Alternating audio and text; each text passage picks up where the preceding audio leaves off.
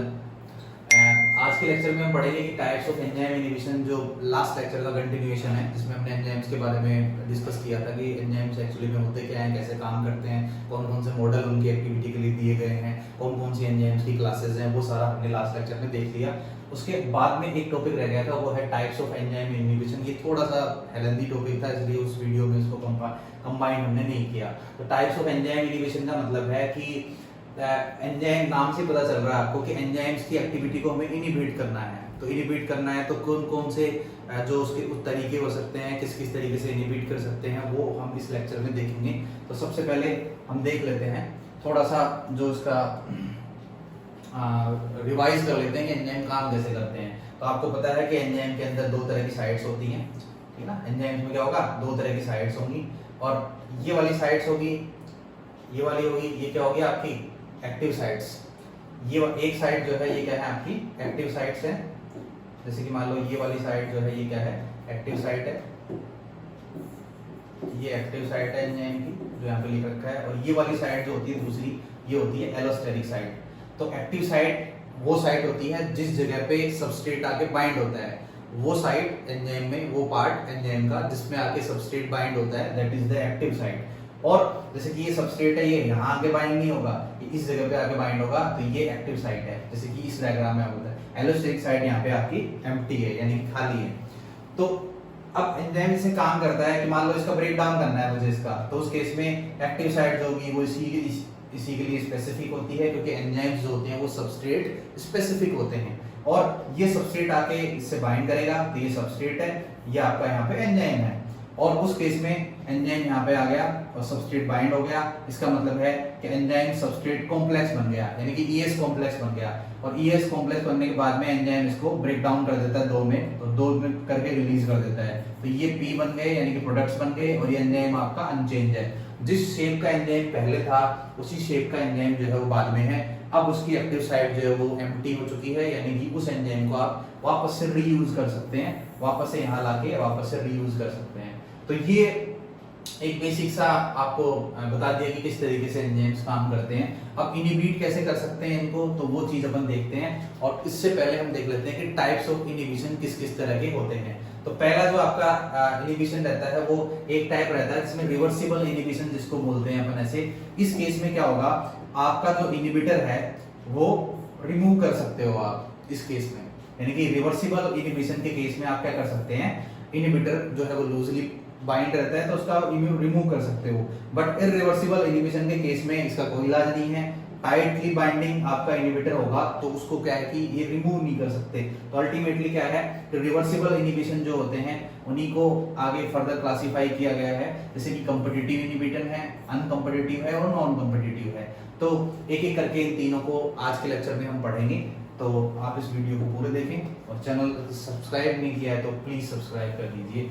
उससे पहले एंजाइम्स की एक्टिविटी जो रहती है वो एक ग्राफ आपको देखना पड़ेगा इनहिबिशन से पहले कि एंजाइम एक्चुअली में काम कैसे करते हैं। तो मैंने आपको बताया था कि एंजाइम्स जो होते हैं वो सबस्ट्रेट के साथ बाइंड होंगे, उसके बाद में एंजाइम सबस्ट्रेट कॉम्प्लेक्स बनेगा, उसके बाद में एंजाइम प्रोडक्ट कॉम्प्लेक्स बनेगा जो कि शॉर्ट टर्म के लिए होता है, और उसके बाद में एंजाइम और आपके प्रोडक्ट्स जो है वो तुरंत एक दूसरे से सेपरेट हो जाएंगे, और इस एंजाइम को वापस से आप रीयूज यहाँ पे कर सकते हैं दूसरे सबस्ट्रेट के लिए। ये ठीक इसी तरीके से है कि मान लो आपको जयपुर से दिल्ली जाना है, तो उस केस में ये एंजाइम जो है वो बस की तरह होता है, और आप जो है वो सबस्ट्रेट की तरह होते हैं। आप बस के अंदर बैठे और फिर दिल्ली पहुंच गए, दिल्ली में पहुंच के बाद में आप सेपरेट हो गए, और बस जो है वो वापस जयपुर आ जाएगी और फिर किसी दूसरे पैसेंजर को लेके चली जाएगी। तो अल्टीमेटली जो लोकेशन चेंज हुई वो किसकी हुई, बस वापस यहीं पे आ गई। तो अल्टीमेटली जो चेंज आया है वो हमें आया है, हम पहले जयपुर में थे, बाद में हम दिल्ली में चले गए, और उसके बाद में वो एंजाइम से वहां से तो वापस आ गया और हम वहीं पर रहे। तो अल्टीमेटली क्या है कि Km आपको देखना है, और Vmax, ये दो टर्म आती हैं एंजाइम के केस में। तो एक्चुअली में ये है क्या, तो देख लेते हैं। ये है सबस्ट्रेट की concentration, Km is nothing other than the substrate concentration, जिसके ऊपर मैक्सिमम वेलोसिटी जो है उसकी वैल्यू कितनी हो, हाफ हो। जैसे कि मान लो ये मैक्सिमम वेलोसिटी है इस जगह पे, ऐसे ये मैक्सिमम वेलोसिटी है, मान लीजिए ये 100 है, और उसके बाद में मैक्सिमम वेलोसिटी इस जगह पे कितनी होगी, 50, Vmax by 2 यानी कि 50। तो मैक्सिमम वेलोसिटी वो वेलोसिटी होती है कि मैक्सिमम एफिशिएंसी एंजाइम की एट ए टाइम कितने सबस्ट्रेट्स को प्रोडक्ट में कन्वर्ट कर सकता है। जैसे कि मान लो एक कार के अंदर 5 सीट हैं, तो 5 सीट जो है उसकी क्या है, मैक्सिमम वेलोसिटी है कि भाई मैक्सिमम स्पेस जो है, मतलब कैटालाइटिक एफिशिएंसी जो रहती है एंजाइम्स की वो कितनी है, 5 है। यानी कि 5 सबस्ट्रेट को एक एंजाइम जो है वो एट ए टाइम इसमें चेंज कर सकता है, प्रोडक्ट में चेंज कर सकता है, तो वो उसकी Vmax है। तो मान लेते हैं कि 100 कोई एंजाइम है जो कि 100 सबस्ट्रेट को at a time single time में प्रोडक्ट में कन्वर्ट कर सकता है, तो उसकी मैक्सिमम एफिशिएंसी जो है वो 100 है। तो अब हम देख लेते हैं कि मान लो 100 सबस्ट्रेट को तो कन्वर्ट कर सकता है, लेकिन 100 सबस्ट्रेट अगर हो ही ना तो उस केस में क्या होगा। मान लो कि सबस्ट्रेट आप कन्वर्ट करना चाहते हो 100 को, है ना, मेरे पास में क्या होना चाहिए, सबस्ट्रेट 100 कैपेसिटी जो है, मैक्सिमम कैपेसिटी है ना, वो आपकी है 100, लेकिन मेरे पास में अवेलेबल 20 है। तो उस केस में क्या होगा, तो उस केस में इतनी स्पीड से यहाँ तक चलता रहेगा इंजन, लेकिन ये मैक्सिमम सैचुरेशन इसके अंदर कभी भी नहीं आएगा। लेकिन जैसे ही आप सबस्ट्रेट बढ़ा रहे हो, 20 के बाद में 30 कर रहे हो, फिर 40 ऐसे कर करते 100 तक आप लेके चले गए इनको, तो यहाँ से जब सबस्ट्रेट इंक्रीज होगा, सबस्ट्रेट की कंसंट्रेशन इंक्रीज होगी कि पहले यहाँ पे 10 सबस्ट्रेट्स थे, यहाँ पे 20 आ गए, उसके बाद में 30 आ गए, उसके बाद में 50 आ गए, उसके बाद में 100 आ गए। तो अल्टीमेटली आप क्या देखोगे कि 100 जब सबस्ट्रेट आ जाएंगे तो एंजाइम जो है वो अपनी मैक्सिमम कैपेसिटी से काम करना स्टार्ट कर देगा, यानी कि उसकी जो मैक्सिमम एफिशिएंसी थी वो फुलफिल हो चुकी है, उसकी मैक्सिमम कैपेसिटी को वो अटेन कर चुका है, मैक्सिमम कैटालाइटिक एफिशिएंसी को वो अटेन कर चुका है। उसके बाद में आप चाहे 100 के बाद में आप कितने भी दे दो, उसको 200 दे दो, 50, 2000 दे दो, कितने भी दे दो, तो अल्टीमेटली क्या है कि ये उसके बाद में इसकी कैपेसिटी जो है वो 100 की 100 रहेगी, यानी कि मैक्सिमम वेलोसिटी तो उसकी फिक्स रहेगी, क्योंकि उसकी जो कैपेसिटी है वो 100 सबस्ट्रेट को कन्वर्ट करने की है और 100 सबस्ट्रेट उसको मिल चुके हैं। उसके बाद में 101 वाला सबस्ट्रेट मिलेगा, वो उसके लिए कोई मैटर नहीं करता, क्योंकि सारी सीटें जो है एंजाइम की वो फुल हैं, सारी एक्टिव साइट्स जो है वो एंजाइम्स की क्या है, फुलफिल हो चुकी हैं। तो हम पढ़ रहे हैं कि Vmax क्या है, तो Vmax आपको समझ में आ गया होगा कि ये क्या है, मैक्सिमम एफिशिएंसी और मैक्सिमम रेट, वो रेट है जिस रेट से एंजाइम जो है वो सबस्ट्रेट को क्या कर सकता है, प्रोडक्ट में कन्वर्ट कर सकता है। वो रेट जिस रेट से एंजाइम आपके मैक्सिमम रेट जिस रेट से वो कर सकता है चेंज सबस्ट्रेट को प्रोडक्ट में, तो वो जैसे मान लिया हमने लिख दिया कि 100 है इस एंजाइम की। तो अब Km क्या होगी, तो इस साइड में क्या कर रहे हैं, सबस्ट्रेट की कंसंट्रेशन को बढ़ा रहे हैं। तो जैसे जैसे सबस्ट्रेट की कंसंट्रेशन बढ़ेगी तो 100 तक जब तक आप करोगे इसको ऐसे, तो उस केस में ये मैक्सिमम अपनी स्पीड को, मैक्सिमम जितनी वेलोसिटी है एंजाइम की कैटालाइटिक जो स्पीड है चेंज करने की सबस्ट्रेट को प्रोडक्ट में, उसको अटेन कर लेगा। और 100 के, क्योंकि इसकी कैपेसिटी 100 है, तो उसके बाद में 101, 102, 103 कितने भी इंक्रीज कर लो आप ऐसे, उसके बाद में इसकी स्पीड जो है वो कांस्टेंट रहेगी जब तक कि सबस्ट्रेट की अवेलेबिलिटी जो है वो बनी रहेगी। ठीक है, अब क्या होगा, इस Km जो है वो सबस्ट्रेट की कंसंट्रेशन होती है जिसके ऊपर Vmax की वैल्यू कितनी रहती है, हाफ। जैसे कि Vmax की वैल्यू 100 है यहाँ पे, तो आप देखो कि Vmax को 50 कर दो, ये 50 कर दिया, और आप इसके रेस्पेक्ट में यहाँ पे आप ऐसे करके देखो कि सबस्ट्रेट की कंसंट्रेशन कितनी आ रही है। तो मान लो कि 10 और 20 के बीच में 15 आ रही है, तो इस एंजाइम का जो Km होगा वो कितना होगा, 15 होगा। यानी कि Km क्या है, सबस्ट्रेट की कंसंट्रेशन है, ये कितने सबस्ट्रेट मैक्सिमम उसके ऊपर, और ये आपकी सबस्ट्रेट की कंसंट्रेशन है इसके ऊपर काम करता है। तो Km सबस्ट्रेट कंसंट्रेशन है और Vmax जो है वो मैक्सिमम स्पीड है ना, मैक्सिमम स्पीड जिससे कि एंजाइम सबस्ट्रेट को किस में कन्वर्ट कर रहा है, प्रोडक्ट में कन्वर्ट कर रहा है। तो ठीक है, उसके बाद में आगे आता है, पहला आता है आपका कॉम्पिटिटिव इनहिबिशन। कॉम्पिटिटिव इनहिबिशन का मतलब है कि जो एक्टिव साइट रहती है एंजाइम की, ये एंजाइम है और ये क्या है, आपका सबस्ट्रेट है, और ये जो है ये इनहिबिटर है। तो आप क्या देख रहे हो कि ये जो एक्टिव साइट है इसकी, ये जो V बना हुआ है, ये एंजाइम की एक्टिव साइट है और ये सबस्ट्रेट की साइट है, ये इसमें आके फिट हो जाता है इस तरीके से, और फिर बाद में इसकी रिएक्शन जो है वो हो जाती है। लेकिन इसके आने से पहले क्या होगा, मान लो कि मोर नंबर में इनहिबिटर्स प्रेजेंट है, तो इसका भी देखो आपने, ये सबस्ट्रेट और इनहिबिटर एग्जैक्टली एक दूसरे को क्या करते हैं, मिमिक करते हैं, यानी कि एग्जैक्टली एक दूसरे की शेप के रहेंगे। इनकी जो ये जो साइट है एंजाइम में फिट होने वाली जो साइट है वो एग्जैक्टली एक दूसरे की क्या करेंगे, मिमिक करेंगे। तो उस केस में एंजाइम कंफ्यूज हो जाएगा कि ये सही है या वो सही है। तो अल्टीमेटली फिर क्या होगा, ये सबस्ट्रेट जो है इससे उतनी कैपेसिटी में बाइंड नहीं हो पाएगा जितनी कैपेसिटी में इनहिबिटर बाइंड होगा। तो जितनी कैपेसिटी में इनहिबिटर के एब्सेंस में बाइंड हो रहा था। तो देखो बाइंड होना था सबस्ट्रेट को, लेकिन यहाँ पे बाइंड कौन हो गया, इनहिबिटर हो गया। उसके बाद में यहाँ पे क्या है, सबस्ट्रेट है। तो सबस्ट्रेट्स बाइंड नहीं हो पाया, सबस्ट्रेट की बाइंडिंग इनहिबिट हो गई और इनहिबिटर यहाँ पे बैठ गया एक्टिव साइट पे। तो उस केस में क्या हो गया, इनहिबिटर एक्टिव साइट्स के बाइंड हो जाता है और ये डायरेक्टली क्या कर देता है, ब्लॉक कर देता है एक्टिव साइट को। जब एक्टिव साइट ही नहीं है तो उस केस में फिर सबस्ट्रेट बाइंड नहीं होगा और प्रोडक्ट में कन्वर्ट नहीं होगा। ये ठीक उसी तरीके से है कि मान लो कि ये जो है ये नीट की सीट है ना, ये कोई एग्जाम है, उस एग्जाम में एक ही वैकेंसी है, ये जो है वी, ये एक ही एग्जाम में वैकेंसी है और कैंडिडेट है कैंडिडेट नंबर 1 और कैंडिडेट नंबर 2। तो अगर ये सिलेक्ट हो गया तो ये सिलेक्ट नहीं होगा और अगर ये सिलेक्ट हो गया तो ये सिलेक्ट नहीं होगा क्योंकि वैकेंसी 1 है। तो उस केस में क्या होगा, एक दूसरे के क्या है, कॉम्पिटिटिव है।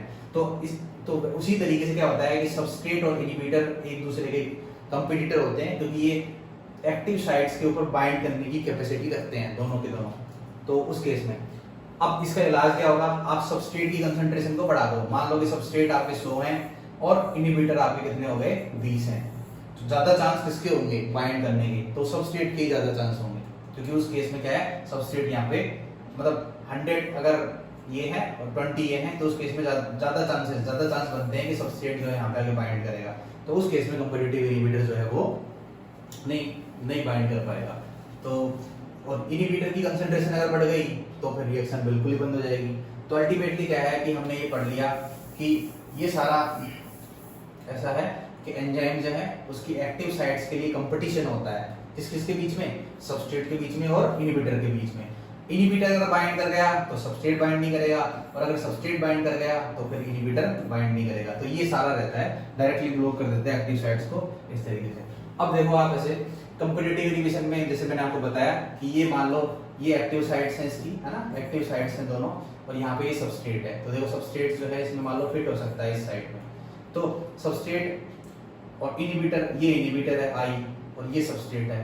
तो एग्जैक्टली क्या करेंगे, एक दूसरे को मिमिक करेंगे, यानी कि ये भी जैसा लग रहा है वैसा ही ये होगा, जैसा ये होगा वैसा ही होगा क्योंकि ये नाम जो है कंपेटिटिव एंजाइम इनहिबिशन है। तो अगर ये बाइंड हो गया इस पे तो जैसे सबस्ट्रेट बाइंड हो गया तो प्रोडक्ट में कन्वर्ट हो जाएगा और अगर इनहिबिटर बाइंड हो गया तो उस केस में जो है प्रोडक्ट नहीं बन पाएगा, एंजाइम इनहिबिटर कॉम्प्लेक्स बन जाएगा।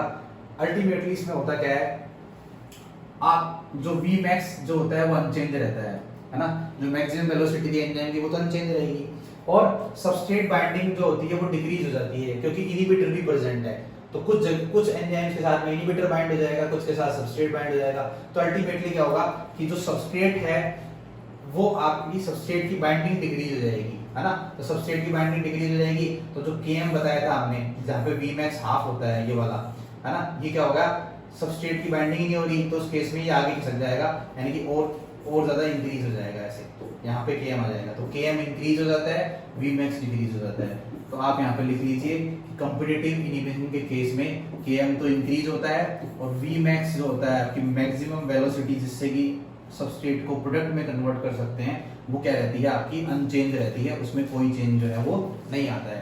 तो ये था आपका competitive inhibitor, competitive inhibition of enzyme. इसमें इस केस में आपने देख लिया कि सबस्ट्रेट अगर बाइंड हो गया तो इनहिबिटर बाइंड नहीं होगा और इनहिबिटर बाइंड हो गया तो सबस्ट्रेट बाइंड नहीं होगा।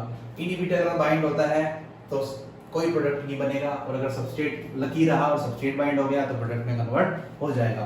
तो ये था कंपेटिटिव इनहिबिटर। दूसरे केस में आता है आपका नॉन कंपेटिटिव इनहिबिटर। इस केस में क्या होता है, एक्टिव साइट पे इनहिबिटर बाइंड नहीं होगा, है ना, एक्टिव साइट्स के ऊपर इनहिबिटर बाइंड नहीं होगा। जैसे मैंने आपको बताया था कि एक एंजाइम में दो साइट्स रहती हैं, एक एक्टिव साइट और दूसरी एलोस्टेरिक साइट्स। तो एक्टिव साइट्स और एलोस्टेरिक साइट्स रहती हैं। तो ये जो सबस्ट्रेट है ये देखो इसके शेप का है, ये वी शेप का है, तो ये एक्टिव साइट पे आके फिट हो जाएगा। लेकिन इनहिबिटर जो है आपका आई है और ये सबस्ट्रेट है, तो इनहिबिटर जो है वो आपके एलोस्टेरिक साइट पे आके बाइंड होगा यहाँ पे। और अगर इनहिबिटर पहले बाइंड हो गया इसके ऊपर एलोस्टेरिक साइट पे तो ये जो है ये कन्फर्मेशनल चेंजेस कर देता है कि जो पहले आपका वी शेप की शेप थी ये देखिए ये वी शेप की एक्टिव साइट थी, ये बाद में कैसी बन गई है, यू शेप की बन गई है ऐसे। तो इसका मतलब है कि अब ये सबस्ट्रेट जो है इसमें फिट नहीं होगा, वहां पे सबस्ट्रेट इसके अंदर फिट नहीं हो पाएगा, कोई रिएक्शन नहीं होगी, और कोई रिएक्शन नहीं होगी तो प्रोडक्ट में चेंज भी नहीं होगा। इसने किया क्या है, इसने ये किया है कि एंजाइम जो है ना, वापस इसको रिवाइज कर लेते हैं एक बार, कि एंजाइम जो है उसमें दो साइड्स होती हैं, एक होती है एक्टिव साइट और दूसरी होती है एलोस्टेरिक साइट। एलोस्टेरिक साइट वो साइट होती है जो एक्टिव साइट के अलावा साइट रहती है, पर वहां पे कभी भी सबस्ट्रेट बाइंड नहीं करेगा। जिस जगह पे सबस्ट्रेट बाइंड करता है वो तो क्या होती है, एक्टिव साइट होती है, और जिस जगह पे सबस्ट्रेट बाइंड नहीं करता उसके अलावा दूसरी साइट होती है, वो एलोस्टेरिक साइट होती है। तो इनहिबिटर जो होगा ना आपका, वो कौन सी साइट पे बाइंड होगा, एलोस्टेरिक साइट पे बाइंड होगा। एलोस्टेरिक साइट पे इनहिबिटर बाइंड हुआ, और बाइंड होते ही उसने क्या किया, जो एक्टिव साइट थी उसकी कंफर्मेशन को चेंज कर दिया। जो पहले वी शेप लग रही थी आपको, इस यहाँ पे आप देखिए ये यू शेप बन चुकी है, तो इसकी वजह से जो आपका सबस्ट्रेट है वो इसके अंदर एग्जैक्टली और क्लोज प्रोक्सिमिटी में फिट नहीं हो पाएगा, और बाइंड भी नहीं होगा। अल्टीमेटली क्या होगा, इनहिबिटर जो हो गया वो बाइंड कर दिया एलोस्टेरिक साइड से, तो चेंजेस कर देता है शेप में, किसकी, एक्टिव साइड की शेप को चेंज कर देता है, और उस वजह से फिर रिएक्शन नहीं हो पाती, तो उस केस में इनहिबिशन क्रिएट हो जाता है। अब इसको आप देखो यहाँ से, है ना, ये रहता है कि जैसे कि मान लो ये एंजाइम है, तो ये सबस्ट्रेट है ना, ये आपका एक्चुअल सबस्ट्रेट है जो यहाँ पे फिट हो जाएगा। ये एक्टिव साइट है, ये जो है क्या है, इसकी एक्टिव साइट है जो कि स्क्वायर शेप की है, और उसमें ये स्क्वायर आगे फिट हो जाएगा। और जो राउंड शेप की है वो आपकी एलोस्टेरिक साइट है, ये वाली, ये एलोस्टेरिक साइट है जिसके अंदर इनहिबिटर आके बाइंड करेगा। तो इनहिबिटर जैसे ही मान लो इससे यहाँ पे बाइंड हो जाता है, तो इनहिबिटर अगर बाइंड कर देता है तो एंजाइम इनहिबिटर का कॉम्प्लेक्स बन जाएगा, और ये जो साइट थी आपकी ऐसे, ये क्या हो जाती है, डिटोरिएट हो जाती है, ठीक है ना, ये क्या हो जाएगी, डिटोरिएट हो जाएगी। तो अल्टीमेटली क्या है, ये देखो, हाँ, इसमें क्या होगा कि अगर सबस्ट्रेट बन जाता है, हाँ, अगर सबस्ट्रेट बाइंड हो जाता है पहले इससे, तो प्रोडक्ट में कन्वर्ट हो जाएगा। और अगर मान लो इनहिबिटर बाइंड हो जाता है तो उस केस में प्रोडक्ट में कन्वर्ट नहीं हो पाता। इस केस में क्या होगा, प्रोडक्ट में कन्वर्ट नहीं हो पाएगा। यहाँ पे एक चीज याद रखनी है, इस केस में, है ना, Km जो है वो इंक्रीज हो जाता है, और Vmax जो है वो क्या हो जाता है, डिक्रीज। तो यहाँ पे आप ऐसे लिख सकते हो कि Vmax जो है वो डिक्रीज है, और Km जो है वो आपका इंक्रीज हो जाता है। नेक्स्ट जो आता है आपका, वो आता है अनकंपिटिटिव।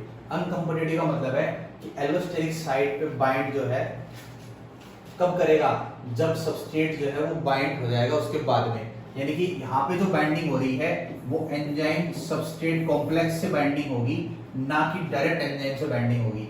लास्ट केस में देखो दोबारा से, ये देखिए यहाँ पे क्या हो रहा है, यहाँ पे सबस्ट्रेट की बाइंडिंग हो गई, तो इनहिबिटर जो है वो इस केस में बाइंड कर सकता है और रिएक्शन नहीं होने देगा। और क्या हो सकता है, सबस्ट्रेट से पहले इनहिबिटर बाइंड कर जाएगा, सबस्ट्रेट की साइड खाली हो जाएगी, या सबस्ट्रेट बाइंड हो जाएगा तो ऐसे हो जाएगा, तो भी रिएक्शन जो है वो नहीं होगी। क्यों, क्योंकि एंजाइम सबस्ट्रेट इनहिबिटर तीनों का कॉम्प्लेक्स बन गया है, ESI कॉम्प्लेक्स बन गया है, एंजाइम सबस्ट्रेट इनहिबिटर कॉम्प्लेक्स यहाँ पे बन गया था।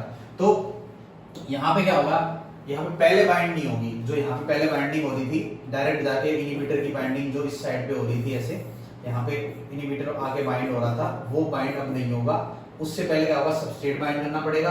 अगर सबस्ट्रेट बाइंड होता है तभी इनहिबिटर आएगा और उससे बाइंड करेगा, और रिएक्शन नहीं होगी, क्योंकि वापस से क्या बन गया, ESI कॉम्प्लेक्स बन गया, यानी कि एंजाइम सबस्ट्रेट इनहिबिटर कॉम्प्लेक्स जो है वो बन गया। इस केस में क्या होता है, Km डिक्रीज होता है और Vmax आपका इंक्रीज होता है। तो यहाँ पे आप इस केस में भी लिख लो कि जो अनकंपिटिटिव है उस केस में Vmax जो है आपका वो डिक्रीज होगा, यानी कि मैक्सिमम वेलोसिटी जो है उससे काम नहीं कर पाएगा।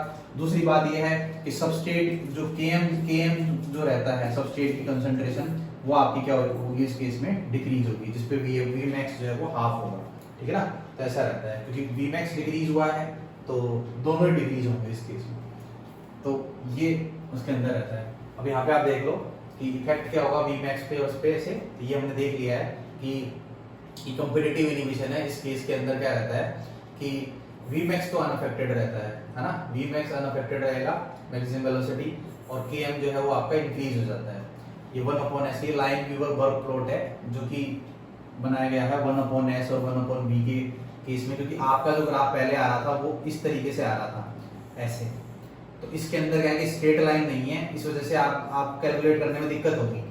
तो इसीलिए इसको रिवर्स करके और लाइन वीवर बर्ग ने प्लॉट दिया था, और जो कि 1/v और 1/s में बनाया गया था, मतलब 1/v और 1/s जो सबस्ट्रेट की कंसंट्रेशन है उनके बीच में, तो ये रहता है।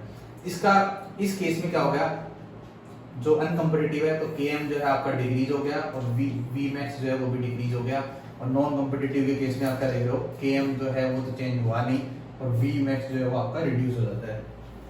तो यही आपको याद रखना है इस केस में कि कौन सी चीज़ रिड्यूस होती है, कौन सी चीज़ चेंज रहती है। ठीक है, तो थैंक यू वेरी मच। आप इस चैनल को सब्सक्राइब करें और जितना हो सके वीडियो को शेयर करें।